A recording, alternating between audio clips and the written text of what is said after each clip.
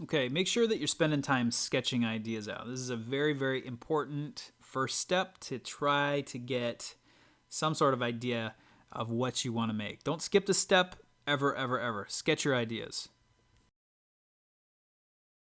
Your storyboard is very important. Make sure you have your name and the project number. And start with frame number 1. In this project, you're going to do a 5-second animation at 6 frames per second. That means you need 30 total frames. In this one, I'm going to have a background, and it's going to be on frame for 1 second or 6 frames. And then I have a character entering, and he's going to take 2 seconds to enter from stage right. 12 frames. Then I'm going to have him do something. I need you to have him do an action or whatever your character is going to do. He's going to jump and land. So I'm gonna have this probably take about 1 second, and that's gonna be 6 frames. So I'm gonna draw kind of the jump frame here as well. So he's gonna jump, and then finally he's gonna land, and then little tiny flames are gonna come out, and he's gonna be like, whoa, and that's gonna take about 2 seconds. He's gonna react to it, and the flames are gonna pop out. So about 12 frames for that one. All right, now's the time to start creating your assets. That's what we call them. We call them assets. This time you're going to make them by hand, kind of like a South Park style animation. So stop motion is very handmade. You need paper. I have a background. I have something for treetops, something for my tree trunks, and then something for my characters. And what I want you to do is I just want you to draw on there. You can draw however you like, but you don't have a whole lot of time. I'm just doing outlines. Think about what your character is going to do. If you need different bodies to animate, then think about that. Mine is actually going to jump, so I'm creating 3 different bodies. Standard, squishy one, a long one, and then I have all the little ones too. So I'm thinking ahead, going, okay, that's what I need. Cut them out, and then create a little folder for yourself so you can keep all these things together. All right, now that you have everything cut out, over here you can see all of the pieces have been cut out and kind of organized. You're going to start thinking about your animation. And what we're doing is we're doing 6 frames per second, so really keep that in mind. Your partner is going to be the one putting the pieces down, and then you're going to be the one who's photographing it, or vice versa. It's going to take a little time, it's going to take some patience, but just work through your storyboard, and it will lead you to the right way. Make sure that you have your storyboard in your hand. I'm going to start with the first part of my storyboard. I have a 1 second section where the trees are going to move. That means I have 6 photographs to take. If you go down to my artwork here, I have my trees here, and I need to move them across 6 different photographs. So don't move them too much in each photograph. So what I'm going to do is I'm going to take a photograph of this right here, and then I'm going to move them. And I'm going to take another photograph there, and then I'm going to continue to do that. Move them again, take another photograph there. Anything else that's going to come into the scene. Pretty soon my character's going to come into the scene. He might be on the edge here, and take another photograph there. You're going to work your way through your entire storyboard. Just taking note that what your time says means how many photographs you're going to take in each section. So my next section is 2 seconds. So I'd need 12 pictures there. So take a look at your storyboard. It's your plan. Stick to it. Take your photos. Work together. You'll be fine. All right, we discovered a couple of things that you should tape down your background for sure so it doesn't move. You can also make faces or whatever else you want out of clear plastic and Sharpie. That is kind of an interesting way to make expressions or something else that might change. And then finally, we also learned that you should keep track of the number of photos that you're taking. That's really helpful because you can lose track of that pretty easily. So now that we have all of the photos taken, we have to put them into the computer somehow. You need to email them or connect your camera somehow and get them to your machine. So this might be difficult, but we got to get those photos to your computer now. Once you get your photos into your computer, put them into a folder. I just called mine pics. Now, some of them may be rotated, and you may have to do some editing. A couple of these I've edited already. This one was rotated. Now, on a Mac, I can open this and rotate it in my preview application and save it. If you have to do this, if you have to modify it all, let me know. But you should try to get them right before you bring them into your animation program. Also, start a new folder, and in that folder I would have a few folders made. Now if you make a template folder, and I can show you how to do this, you can just use this over and over and drag and drop a new folder every time you start a project. I have these folders in my folder: animation, footage, graphics, ideas, sound, but you don't need that much stuff. Just start to get yourself organized.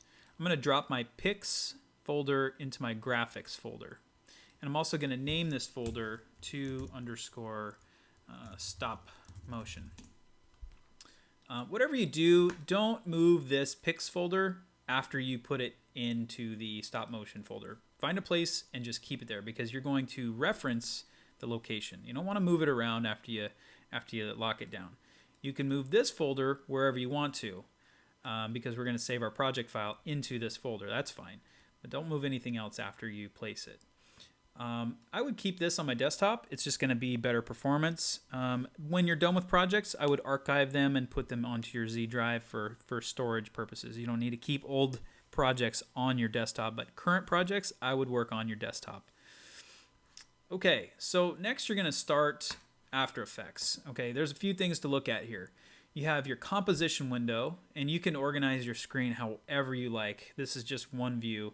I have a ton of other palettes on my other screen that you can't see, so this is kind of a very simple version. You got your canvas, you got your timeline, and this is where all of the files and assets are going to be located, so you can kind of pull them in and drop them into your timeline area. We want to start a new project, so if you haven't already, go to File, New Project. I'm just going to hit cancel because I've already started one.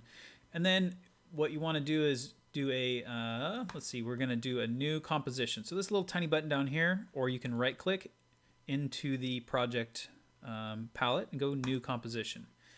Some key things we need here. So I'm going to name it 2_ stop motion, keeping the naming the same. Okay, width and height. This is the HD resolution aspect ratio that we want to keep, 1920 by 1080. That number is HD TV, and that's what we're going to do. The next thing you need to change is the frame rate. Now we determined that our frame rate was going to be 6 frames per second. So if that doesn't say 6, you need to change it to 6. The next thing I would do is duration. I don't know, 1 minute. This is called time code, so it might look a little different to you. These are frames, these are seconds, and these are minutes, and these are hours. We'll learn more about time code as we go, but put a 1 right there. Okay, background color, up to you, doesn't matter. Once you hit OK, you're going to get this box here, and you're also going to see a new icon here. So this is your composition. Now when I start dragging stuff to my timeline, it's going to be adding to the stop motion composition. You can also see right here, this is the name of the composition we're working on. If I had another one, let's say if I duplicated this one, Control D, and I double clicked on this one, I start getting tabs and I have multiple compositions. So I'm actually going to close that, delete that. All right, next, you need to bring in your files. So there's many ways to do that. You can right click, import. You can double click in this area, or you can go file import. I like the double click method. It's very, very quick. Go to your desktop, find your folder, find where your graphics are, and select your pics folder, and you can open the pics folder itself, and it'll insert the whole folder full of pics as they are. That's totally fine. Here's another method that you can experiment with. Double click. You can click on the first image, and since these have been taken in sequence, number-wise, 58, 59, 60, 61, and so on, you can tell this to be a sequence, and that is something that's kind of cool, where it will basically make all of these photos become a video. And that's what it did. It just brought it in as really one file. What you would do then is you would tell it, hey, be this frame rate and behave this certain way and all that sort of stuff. So I might show you that a little bit later, but for now we're just going to work with the photographs. Okay, now that you have all your assets imported into After Effects, now it's time to put them into the timeline. What's cool about having a folder full of pictures is that you can just drag the whole folder over here. You could also drag each individual one. You can see there's a little plus sign in there. You can insert anything at really any time in your timetable. Some quick navigation if you're unaware. Pressing Option and zooming with your scroll wheel will increase and decrease the zoom level. So that's really important. Just scrolling here in your canvas will zoom in and zoom out. Pressing the spacebar will pan. Also, it pans here. So those are two pretty important keyboard shortcuts. So you got to get down. Spacebar is pan, and then Option scroll is zoom here, and just scroll will zoom here. Okay, so a couple of things to look at in the timeline. This little blue indicator is your playhead. This section here, you can kind of move it around. You can also set the in and out points of your video. This is basically the time period that we're working on, and that can be completely adjusted. This is where all of the files are going to go, and there's a lot to uncover about each layer. But first, what I would like you to do is just click and drag the Pix folder to this space here. And you can also drag windows to resize them. So if you need to see more, you can do that. So if I wanted to drag all the way up and then zoom out, I can see a little tiny window. Depends on your screen real estate, what's going to go on here. Another thing to look at right here, my screen says quarter, but you can view it in full resolution if you want to. I keep it in quarter. Another thing I like to do is view final quality, not adaptive resolution. That kind of bothers me. What we have right here is we have all of our files are selected. They're all highlighted. So if I click somewhere like here, it deselects all the files. I can select each layer if I want to. And you can see it also up here that it selects. I want to keep them all selected because I have a problem. My photographs are bigger than the composition that I created. I have more pixels than my composition, and that's good. That's a very good thing. You want that problem. But we need to make these smaller. So I'm going to press Shift, and I'm going to drag the corner inward. I swear I'm going to do that. Oops, screwing it all up. Okay, I'm going to press Shift, and I'm going to drag. Oh my gosh, what is going on here? Okay. So I'm going to click on one of the corners, and then I'm going to press Shift. It's important that you press it in that order because we need to make all of the files smaller. We have all of them selected, so we can move them as kind of a group right now if you want to, and you can kind of position them. You're going to lose a little bit of your content, but that's fine. Just make sure the left and the right are within the boundaries of your file. You can have this bigger if you like to, so click and then Shift to make sure that your proportions stay. That's fine. Just fit it in there as best you see, and we can adjust it later. Okay, next, you have all of your layers selected. What I want you to do is basically we're gonna make every single layer 1 frame long, and there's only 6 frames per second, so there's gonna be 6 frames in each second. So there's a easy shortcut for that. I'm gonna Option zoom and zoom in a little bit so you can kind of see my timeline. Zoom in even more. Okay, so right here is 1 frame. Here is 2 frames. Okay, I'm gonna go to the 0 mark, and I'm gonna press the keyboard shortcut Option right bracket. And that makes any selected layer as long as wherever your playhead is. So that made every single frame, every single layer, only 1 frame long. Now I'm going to tell the computer to sequence these. It's very easy, but you got to make sure you select them in the right order. I'm going to just make sure that I have the top selected first. I'm going to scroll down. I'm going to press Shift and then select the bottom. That's the order that I want them to go in. Next, you right-click, go to Keyframe Assistant, and Sequence Layers. You get a little pop-up menu here. You don't have to do anything to it. You just hit OK. And what that does is it forces each one to be stacked up next to each other. So it's going to play it as it should. All right, so I'm going to option zoom. You can see each one is sequenced in order all the way down to the very end. So I'm option zooming. Here's what I'm going to also do. I'm going to go to the very end and press N. I'm going to go right there and press N. I always get that messed up.